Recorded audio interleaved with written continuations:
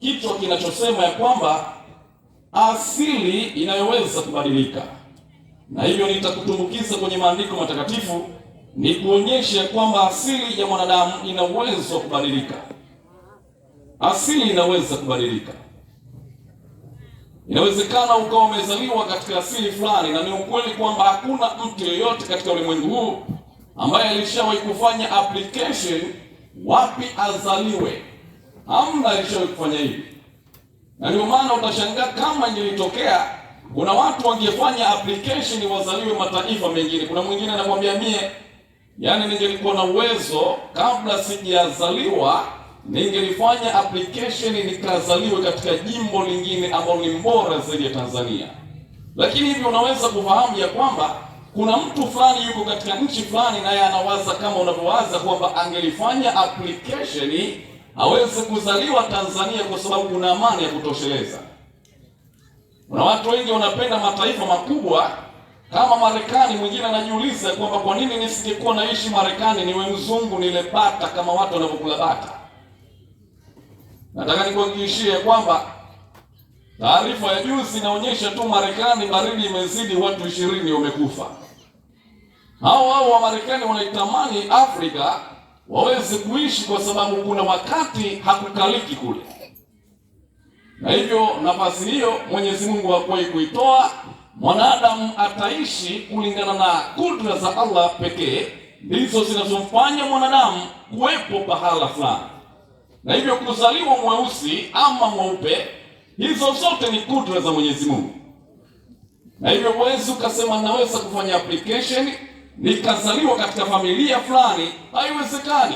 Kitu unachoweza kukifanya hivi leo ni unaweza ukachagua wapi uwepo, lakini huwezi kuchagua wapi uanzie. Na ndio maana leo katika ulimwengu wa leo tulionao, utakuta kuna watu wanaweza wakaoa familia yoyote ama wakaolewa familia yoyote. Hilo unaweza ukalifanya na ikawa application na ikatiki huenda, lakini sehemu ya kuzaliwa utazaliwa kulingana na kudra za Allah. Amen. Wewe ukasema ya kwamba natamani nikazaliwa katika familia ya Bakhresa ama nikazaliwa kwenye familia fulani, nataka nikuhakikishie hilo jambo haliwezekani, isipokuwa Mwenyezi Mungu ndiye mwenye kudra hizo. Na hivyo kwa sababu hiyo basi, kila anayezaliwa ni matokeo ya familia fulani, wema ama uzuri waliofanya. Kuna mzee mmoja jina lake Ibrahim, tumekuwa tukieleza habari zake hapa ya kwamba ni mzee wa imani. Ibrahimu amekubalika katika imani tofauti, ikiwepo Ukristo wanaamini ni mzee wa imani, lakini ukienda kwa Waislamu wanamtambua Ibrahimu. Na hivyo kwa sababu hiyo Ibrahimu amekuwa ni mtu mwenye heshima katika dunia hii, ni kwa sababu ya yale mambo mema aliyoyafanya na imani yake kukua ndani ya Mwenyezi Mungu. Ibrahimu akiwa na miaka 75, Ibrahimu aliweza kusumbuliwa na mambo ambayo yalikuwa ni huenda ni asili aliyotokea. Ibrahimu kipindi na miaka 75 alishuka Misri, na alipofika Misri akamnenea mke wake kwamba ni nduguye, ili Ibrahimu maisha yake yasikome, akampoteza mke, yani akaja kuuawa, na kisha mke wake akachukuliwa, na hivyo akajifanya kana kwamba yeye ni ndugu ili apate neema machoni kwa watu wa Misri. Na hivyo kwa sababu hiyo basi Ibrahimu akaweza kumtengeneza mkewe kipindi hicho na miaka 75, na mkewe alikuwa na miaka 65. Lakini kisa hichi kama unavyokiona, kwa sababu kumtengeneza Ibrahimu ni kwa sababu Ibrahimu alikuwa ana asili ya hofu ndani yake. Na ndio maana Ibrahimu, wakati wowote Ibrahimu akikutana na mfalme, Ibrahimu hofu yake ni kupoteza maisha na kufa. Na hivyo Ibrahimu, ukitaka kusikia kama Ibrahimu ni mzee wa imani, lakini imani yake kuna saa ilikuwa inatindika, ni kipindi Ibrahimu yuko mbele za wafalme. Ibrahimu atazungumza uongo na haujulikani ulitokea wapi. Hivyo alipokuwa na miaka 75 anashuka Misri, aliongopa kana kwamba yule hakuwa mkewe, ni ndugu yake.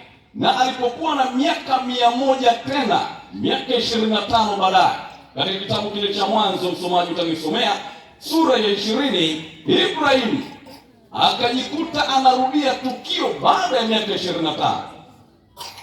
Na ndio maana katika asubuhi ya leo nataka nikuhakikishie ya kwamba inawezekana kuna asili iko ndani yako na ingali inatembea, na hiyo asili ingali inaishi, bado haijafa. Miaka 100, miaka 25 baadaye, Ibrahim anazungumza kwa mara nyingine uongo ulio dhahiri. Msomaji, twende pale kitabu cha Mwanzo sura ya 20. Sura ya 20 aya ya kwanza. Soma hapo. Ibrahimu aliposhuka, tuone kwamba ni nini ambacho kilitokea alipoelekea kule Gerari. Mwanzo sura ya 20 aya ya kwanza, Biblia inasema. Inasemaje? Ibrahimu akaondoka huko kwenda nchi ya kusini. Hivyo Ibrahimu akaondoka huko akaelekea nchi ya kusini, akakaa kati ya Kadesh na Shuri. Hivyo alipofika huko kusini, anasema akakaa kati ya Kadesh na Shuri, naye akatembea katika Gerari. Hivyo mwishoni akajikuta akiwa na matembezi. Ibrahimu akamnena Sara mkewe. Hivyo alipofika Gerari akamnenea Sara mkewe, huyu ni ndugu yangu. Hivyo akasema Sara ni ndugu yake tena. Basi Abimeleki mfalme wa Gerari akapeleka watu wakamtoa Sara. Hivyo huyu ni mfalme Abimeleki, mfalme wa Gerari. Kipindi cha awali alikuwa ni mfalme wa Misri. Aliposhuka Misri, Ibrahimu alikuwa na miaka 25 kwenye Mwanzo sura ya 13. Njaa ilipozidi, Ibrahimu akatoka kusini akatembea kushuka Misri. Vitabu vinasema tukio hili likarudiwa tena baada ya miaka 25. Ibrahimu akajikuta akimnenea tena Sara ya kwamba ni ndugu yake wala si mkewe, na kwa sababu hiyo Sara aweze kuwa kwa mfalme na Ibrahimu aweze kuishi. Msomaji, hebu twende chini kidogo, nini kilitokea baada hapo? Aya 3. Lakini Mungu akamjia Abimeleki katika ndoto ya usiku. Hivyo katika kufanya jambo hili, Mungu aliye mwaminifu akamtokea Abimeleki katika ndoto ya usiku. Akamwambiaje? Akamwambia, umekuwa mfu wewe kwa sababu ya mwanamke huyu. Hivyo kitendo cha kuchukua mke wa mtu, leo hii utasikia katika misemo ya watu wanakuambia mke wa mtu sumu. Hivyo Abimeleki alichukua mke wa mtu, na hivyo Mwenyezi Mungu akamwambia, wewe ushakuwa mfu uliyemtwaa kwa sababu ya mwanamke uliyemtwaa, ni mke wa mtu. Amen. Huyo alikuwa ni mke wa nabii. Aya 4. Twende msomaji. Basi Abimeleki alikuwa kumkaribia. Hivyo uzuri ni kwamba Abimeleki pamoja na moyo wake kuwa mnyofu hakuwa amemkaribia huyu mwanamke. Akasema, Bwana, je, utaua hata taifa lenye haki? Je, hakuniambia mwenyewe? Huyu ni ndugu yangu. Ya kwamba huyu ni ndugu yangu. Na mwanamke mwenyewe naye alisema, huyu ni ndugu yangu. Akasema kama vile mumewe alivyomwambia ya kwamba huyu ni ndugu yangu kwa ukamilifu wa moyo wangu. Yaani uzuri ni kwamba baba wa familia akiwa cha uongo, na mwanamke atafuata na vitoto vitafuata. Huo ndio ukweli wa mambo. Na kwa kuwa safi mikononi yangu. Kama mwanamume atashindwa kutengeneza familia yake, basi utagundua kwamba mfululizo unaanzia kwa baba, kwa mama, mpaka kwa vitoto. Na ndio maana mwanamke anasema, na yeye alisema kile mume alichomwambia. Kwa hiyo mwanamume ndio anaanza kuharibu mwenyewe kwa kile anachomlisha mke wake. Na hicho ndicho kitakacholeta matokeo. Ukikiona kitoto kinaongea uongo mpaka unasema ya kwamba hichi kinawezekana kiongo kama babake. Ni kwa nini? Tayari vilishatengenezwa. Na hivyo kwa sababu hiyo, huyu Abimeleki anaonekana ni mkamilifu na mwenye moyo ulionyoka, isipokuwa Ibrahimu ndiye alileta habari hizi, akajikuta kwamba Abimeleki anataka kutembea na mke ambaye si wa kwake. Kwa mfalme kukosa mke ni jambo ambalo haliwezekani, lakini kwa sababu hiyo ya ugeni uliofanyika pale, basi mfalme akataka kupata wale wa nchi jirani. Hivyo basi kwa sababu hiyo Mwenyezi Mungu akaliingilia jambo hili. Ni miaka 25. Bado kuna fukuto ndani ya Ibrahimu linamwambia kwamba uongo hujafa huko ndani yako Ibrahimu. Na ndio maana leo nataka nikuhakikishie, kila wakati Ibrahimu anahama, anatoka sehemu ya kusini anaelekea pahala pengine, vitabu vinatuambia kwamba Ibrahimu asili wake inaanza kuinuka kipindi anapokutana na mfalme. Basi Ibrahimu anazungumza uongo. Nataka nikuhakikishie wewe unanisikiliza katika asubuhi ya leo, ni kwamba kuna sehemu ambayo upaswa kuwepo, hata kana kwamba tayari wokovu ulishakutembelea. Maana kuna pahala ambapo panaamsha asili zako za asili. Kuna watu leo hii walitolewa katika vilabu vya pombe, walikuwa walevi. Nataka nikuhakikishie huko kwenye kilabu hakukufai tena. Kwa nini ukafanya vikao ndani ya vilabu? Tunasema kwamba kuna kabaa fulani nikikaa pale, basi hata mawazo yanakuja wakati kuna pombe zinapita katikati yako. Unaweza ukajikuta kwamba unamwambia waiter, nipatie kidogo nionje. Na hivyo hichi ndicho kinachomfanya Ibrahimu kuonekana Ibrahimu anakuwa mwasi kwa mara nyingine, ni kwa sababu Ibrahimu amejikuta yuko katika sehemu inaweza kuamsha uasi uliolala. Hivyo Ibrahimu na uzee wake miaka 100 alikuwa ni mwasi. Na nataka nikwambie asubuhi ya leo ya kwamba unaweza ukawa na miaka hata 120, lakini kumbe ukatembea na asili uliotoka nazo kwa mababu zako. Na kama asili hiyo haijaondoka, nataka nikuhakikishie ya kwamba ungali una asili hiyo. Ni upelekwe tu sehemu ambayo inaamsha asili hizo na watu watakushangaa. Na ndio maana utashangaa kwamba kuna watu hawatakiwa wafanye hata yale yanaitwa maombi. Unafanya maombi, unajua ulitokea wapi? Unafanya maombi kwenye vikordo na uko na wanawake na wewe ni mwanamume mmoja kwenye vikordo, uko peke yako. Na unajua ulitokea wapi, na inaitwa saa 9 za usiku unafanya maombi. Unajua asili yako ni ipi? Nataka nikuhakikishie inaweza kaamka asili yako. Na hiyo ikawa ni sababu kwamba uko katika maeneo yanayoweza kuichochea asili iliyolala na ikainuka. Asubuhi ya leo nataka nikuhakikishie Ibrahim pamoja na kuitwa mzee wa imani, lakini alikuwa akisumbuliwa na mambo ambayo yako moyoni mwake. Ametembea nayo kwa muda zaidi ya miaka 25. Sasa ndani ya miaka 25 ndio tunagundua kwamba kumbe Ibrahimu alikuwa na shida. Wenda ilitoka kwa wazee wake. Wakina Tera wenda walikuwa na tabia hizo ama walikuwa na uzoefu huo. Na hivyo alipoongoka, Mungu alipobadilisha asili Ibrahimu alionayo, basi vitabu vinatuambia kwamba alisimama machoni pa Mwenyezi Mungu akiwa tayari amekuwa mkamilifu. Na kwa sababu hiyo basi Ibrahimu asili yake ilipoisha, Ibrahimu aliweza kuwa ni mwongofu aliyekamili. Leo nitakuambia mpaka suluhu ya kile ambacho tunaweza tukakifanya ili asili zetu tulizozaliwa nazo na tunatembea nazo zikakoma, tatizo likatokea. Ibrahimu baadaye kunazaliwa watu kupitia yeye, na wenyewe wanaonekana wana asili kama babu yao ama baba yao Ibrahimu. Hivyo ni waongo.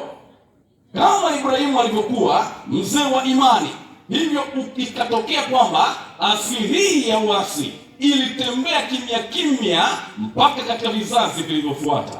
Lakini kuna kitu kimoja ambacho Ibrahimu baada ya binafsi kumaliza, kuna kitu Ibrahimu alikifanya kilichosababisha asili zilizofuata baada ya yeye, vizazi 3-4 kubadilika.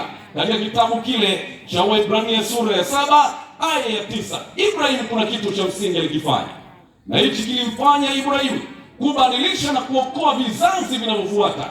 Kana kwamba yeye alikosewa na mababu zake ama kizazi chake kama ni cha 4, basi Ibrahimu alifanya kitu cha msingi kabisa. Msomaji, Waebrania sura ya 7 aya 9 natuambia nini? Kitabu cha Waebrania sura ya 7 aya 9 linasema.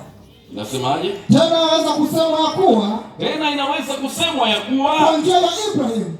Kwa njia ya Ibrahimu hata Lawi apokea sehemu ya 10, alitoa sehemu ya 10. Hivyo Ibrahimu alitoa sehemu ya 10, Lawi akapokea sehemu ya 10. Kwa maana alikuwa katika viuno vya baba yake. Kwa maana alikuwa katika nini? Katika viuno vya baba yake. Hivyo kwa sababu hiyo Biblia inatuambia kwamba kumbe Ibrahimu alikuwa amebeba matokeo ya kizazi cha 4. Na ndio maana hata hapa tulipo hapa, mnanisikiliza, tunatazamana, ni ukweli kabisa sisi ni uzao fulani, uzao wa 4 kutoka katika generation fulani.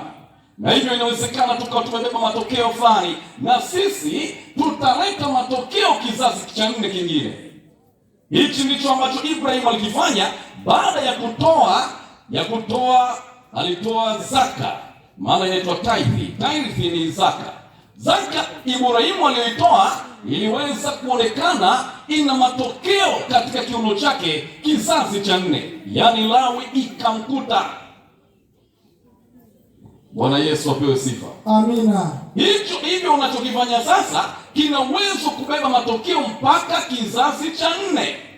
Na hivyo wewe ni kizazi cha 4 cha watu fulani, wazee fulani huko, basi matokeo yake unayoyapitia, kama ni tabu ama ni wema, ni kwa sababu wao walijifungamanisha na Mwenyezi Mungu, na hivyo kwa sababu yao wewe unatenda yale mazuri. Na hivyo kwa sababu hiyo basi Ibrahim kupitia Lawi, Ibrahim zaka aliyoitoa ilileta matokeo hata kizazi cha 4. Amen.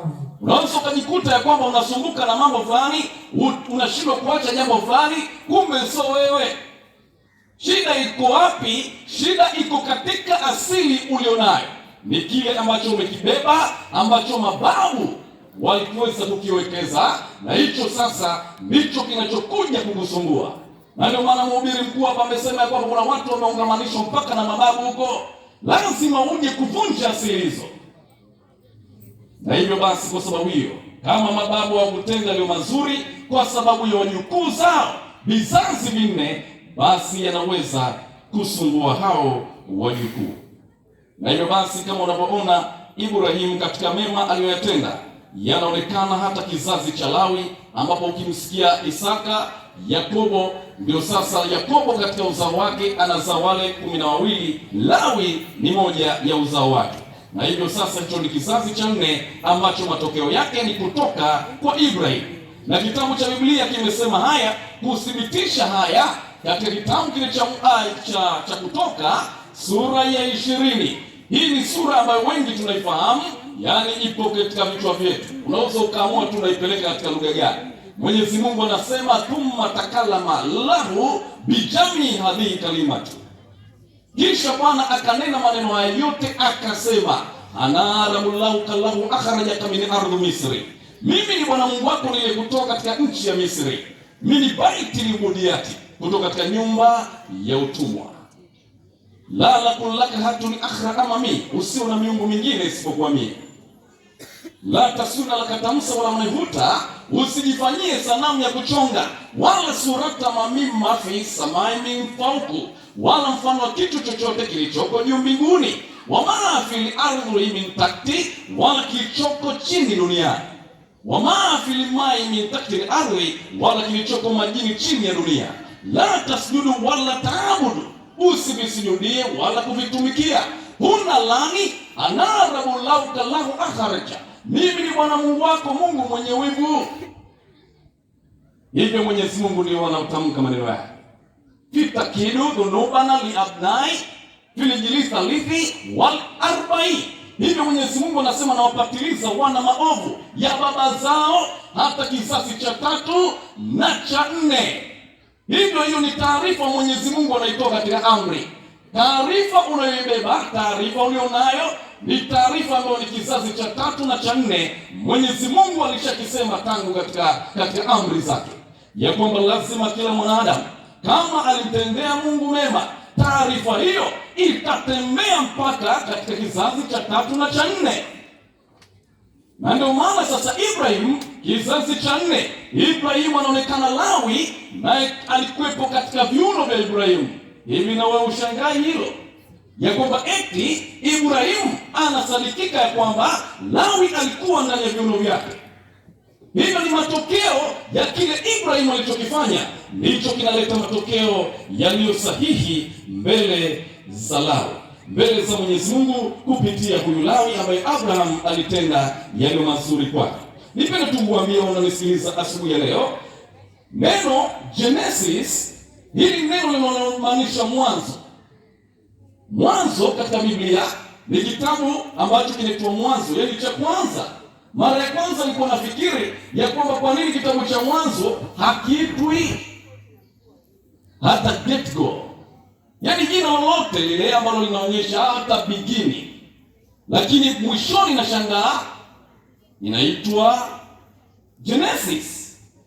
Neno Genesis maana yake, neno Genesis maana yake ni asili, na ndio maana wale waliosoma biology watakumbuka, ulisoma habari ya genes, ulizisoma zile genes, ikimaanisha kwamba unasoma asili ya mwanadamu, vinasaba.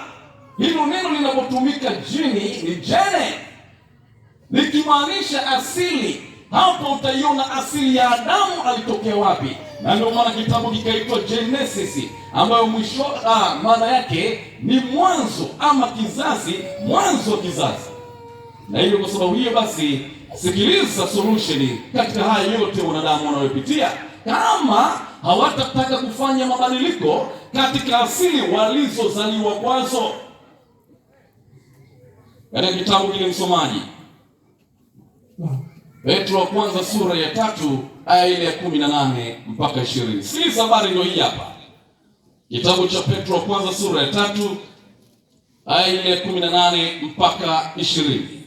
Petro wa kwanza sura ya 3 aya ya 18 mpaka 20 inasema. Inasemaje? Kwa maana Kristo naye aliteswa mara moja kwa ajili ya dhambi. Hivyo kwa maana Kristo aliteswa mara moja kwa ajili ya dhambi. Mwenye haki kwa ajili yao wasio haki. Mwenye haki kwa ajili ya wasio na haki. Ili atulete kwa Mungu. Ili aweze kutuleta kwa Mungu. Mwili wake akauawa. Hivyo mwili wake ukauawa. Bali roho yake akahuishwa. Lakini roho yake ikahuishwa. Ambayo kwa hiyo aliwaendea roho waliokaa kifungoni. Kwa hiyo roho yake iliwaendea roho zilizokaa kifungoni, akawahubiri watu wasiotii hapo zamani, uvumilivu wa Mungu ulipokuwa ukingoja. Hivyo kitabu cha Biblia kinatuambia kwamba roho ya Kristo ilienda kuzihubiri roho zilizoko kifungoni. Hatuna fundisho kama hilo wa Sabato, na wala si fundisho la kibiblia linalosema mtu akifa roho kuna pahala inakaa, ama kuna mtu ambaye anaweza kwenda kuzihubiria zile roho, isipokuwa Yesu alichokuwa kifanya kupitia roho wake ni kudili na asili ya mwanadamu, na ugumu ulipoanzia tangia kipindi cha Nuhu. Watu wanahubiriwa miaka 120 na hakuna anayebadilika hata moja. Ndio sasa Mwenyezi Mungu akaona hapa ndipo ugumu ulipoanzia.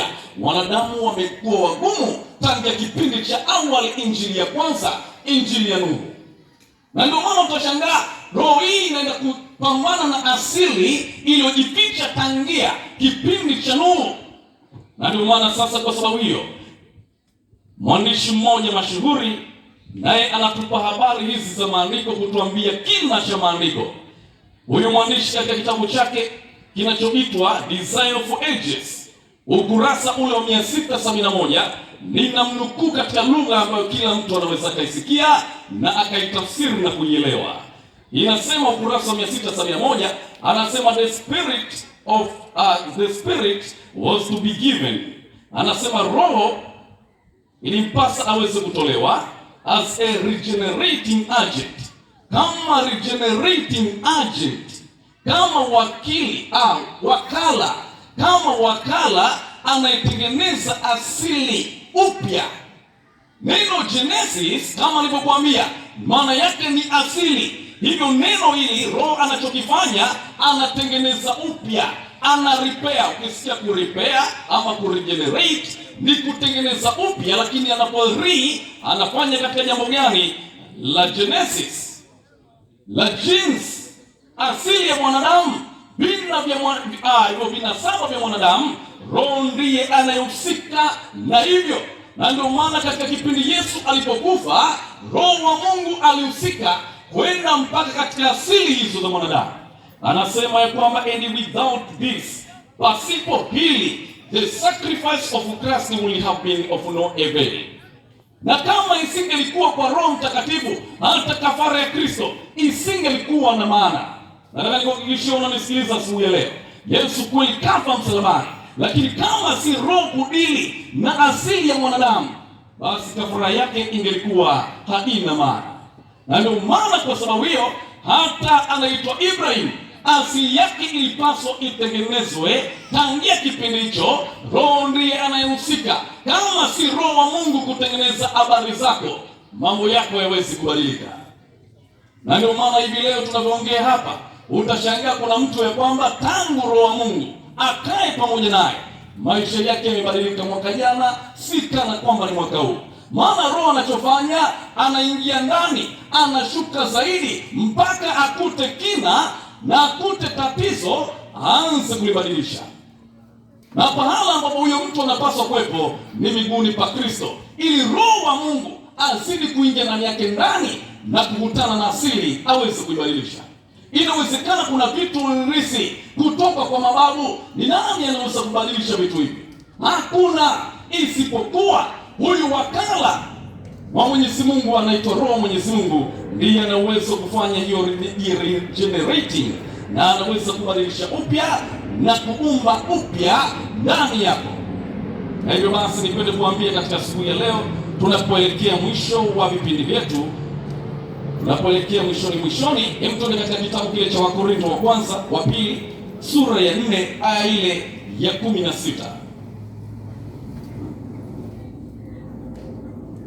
Kitabu cha Wakorintho wa pili sura ya 4 aya 16, Biblia inasema, kwa hiyo hatulegei, bali japokuwa utu wetu wa nje unachakaa, japo utu wetu wa nje unachakaa, lakini utu wetu wa ndani unafanywa upya kila siku. Hivyo kumbe Roho Mtakatifu ndio anachokifanya, ya kwamba utu wako wa ndani, asili yako, anasema anaifanya upya kila siku.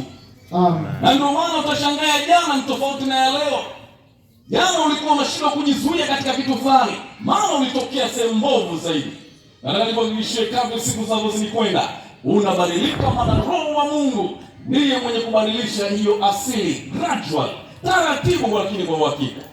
Bwana Yesu apewe sifa. Amina. Nataka nikuhakikishie unanisikiliza siku ya leo, Roho wa Mungu anahitajika ili aingie ndani yetu aweze kutubadilisha siku baada ya siku.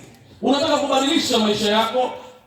Ulirisi kwa mababu mambo yasiyowezekana. Una familia ushawahi kufika, unakuta familia nzima ukiuliza hivi mshawahi kuendesha hata baskeli, wanakuambia la hasha, hatujawahi kuendesha baskeli, tuliziona kwa majirani tu. Unajiuliza hao wana shida gani? Kuna mambo kumbe umefungwa nayo. Nataka nikuhakikishie, huwezi ukachomoka hapo pasina Roho wa Mungu. Kimbilia miguuni pa Kristo, ukutana na Roho wa Mungu, anaweza kubadilisha asili hizo. Amina. Amen. Haleluya. Amen. Roho wa Mungu tu peke yake ndiye mwenye uwezo wa kubadilisha asili tulizo nazo. Pasipo Roho wa Mungu hakuna lolote linaloweza kufanyika, lakini tu ni kwa ajili ya huyo Roho wa Mungu. Unaweza kuniuliza Roho wa Mungu ni yupi? Kipindi cha jioni nitakuwa na somo hapa linaloendeshwa lenye kichwa kinachosema ya kwamba uongozi wa Mungu. Je, Yesu Kristo ni Mungu ama ni mwanadamu? Hivyo katika hapo ndipo tutaingia ndani zaidi na tutasoma, tutambue kwamba huyo Roho ametokea wapi. Kuna watu wanasikiliza bali wanahisi Roho ni malaika. Roho sio malaika. Kitabu cha Mwanzo sura ya 1 aya ya 1 kinasema filibadi, hapo mwanzo halakallahu, Mwenyezi Mungu aliumba. Halakallahu samawati wal ardhi, Mwenyezi Mungu aliumba mbingu na nchi. Wakanatu wal ardhi harbatan wa haliyatan, na hiyo nchi ilikuwa ukiwa tena utupu. Wadhulumati yarifu ala wajihi lihamri, na giza likatulia juu ya vilindi vya maji. Wa ruhu lai, na roho ya Mwenyezi Mungu yaarifu ala wajihi miali, ikatulia juu ya uso wa maji. Wakala lahu, Mungu akasema liyakunu nuru, fakana nuru, iwe nuru na ikawa nuru. Hivyo katika kitabu cha Mwanzo sura ya 1 inamtambulisha Mungu na inatambulisha Roho wa Mungu. Huyu Roho wa Mungu huyu ndiye anayehusika kuingia katika asili yako, maana kipindi Mwenyezi Mungu anaumba, Roho wake alikuwepo, naye alihusika katika kuumba. Ndiye anayehusika kwa sasa kuingia kuitafuta asili yako na kuweza kuibadilisha. Na hivyo Roho wa Mwenyezi Mungu ndiye pekee anayehusika katika jambo hili. Hebu msomaji, twende katika kitabu kile cha Waefeso sura ya 4 aya ile ya 30. Waefeso sura ya 4 aya ile ya 30. Waefeso sura ya 4 aya 30, Biblia inasema. Inasemaje? Wala msimhuzunishe yule Roho Mtakatifu wa Mungu. Wala msimhuzunishe yule Roho Mtakatifu, Roho wa Mungu, ambaye kwa yeye mlitiwa muhuri. Kwa maana kwa yeye mlitiwa muhuri hata siku ya ukombozi. Na hivyo alitia muhuri hata siku ya ukombozi ilipofika. Amen. Hivyo huyu ndiye Roho wa Mwenyezi Mungu, yupo katikati yetu. Tukimhitaji anapatikana. Kimbilia miguuni pa Kristo ili uweze kupata Roho wa Mungu. Huyu ndiye anayehusika kubadilisha asili tulizo nazo. Unataka kuumbwa upya, unataka kubadilisha, kushinda kile ulichoshindwa, nataka nikuhakikishie, Roho ndiye mwenye uwezo wa kubadilisha haya. Anaweza kubadilisha. Na ndio maana nikikutazama wewe wa mwaka huu sio mwaka kesho. Kwa sababu ninakuona katika viwango vya juu kabisa vya kumcha Mungu. Kwa nini? Asili yako baada ya kuiweka chini ya Roho Mtakatifu imebadilika. Huyu ni Roho wa Mungu tu anayehusika. Je, katika asubuhi ya leo kuna mtu mmoja anasema kwamba mimi sijawahi kumpokea Roho Mtakatifu? Maana katika kumpokea Roho Mtakatifu lazima ubatizo ufanyike. Je, yuko miongoni mwetu anasema sijawahi kubatizwa? Nataka niwe miongoni mwa watu watakaobatizwa. Watakaobatizwa hivi karibuni. Mchungaji yupo katikati yetu na hivyo ubatizo utafanyika wakati wote. Je, kuna mtu yeyote katika asubuhi ya leo anasema mimi nataka nibadilishiwe maisha yangu? Nimekuwa nikipitia tabu fulani na sijui ya kwamba hizi tabu zingeisha lini, lakini kumbe Roho Mtakatifu ndiye anahusika kufanya maisha upya. Lazima nimpokee Roho Mtakatifu ili nipate maisha yaliyo mapya. Je, kuna mmoja wetu katikati yetu kubatizwa? Sijawahi kumpokea Roho Mtakatifu. Anasema niko tayari na mimi ubatizo ukifanyika nami nibatizwe. Je, yuko katikati yetu?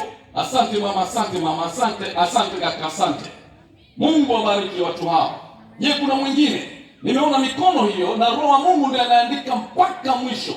Jina ili uje katika kitabu au uingie, jina lako liingie katika kitabu cha mbinguni. Roho wa Mungu anahusika kupiga muhuri. Na hivyo nipende kusema, je, kuna mwingine? Kuna watu hapa wamenyosha mikono yao. Mungu awabariki na majina yao cha uzima. Je, kuna mwingine? Kabla sijaomba, je, kuna mwingine? Roho anasema kwamba kuna mtu fulani pia sehemu fulani. Je, yupo? Anasema kwamba nataka nibadilishiwe maisha. Nataka nibadilishiwe maisha.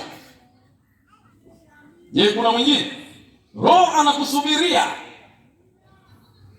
Je, kuna mwingine? Nyosha mkono tu pale ulipo. Nyosha mkono wako mara moja na kisha ushushe. Je, kuna mwingine? Asante, barikiwa. Inawezekana hapa sioni nikiwa mbali, naona amenyosha mwingine. Huyo ndio Roho alikuwa anamsubiria. Mchungaji pale ulipo, naomba mchungaji atuweke mikononi mwa Mungu. Kuna watu wamenyosha mikono yao.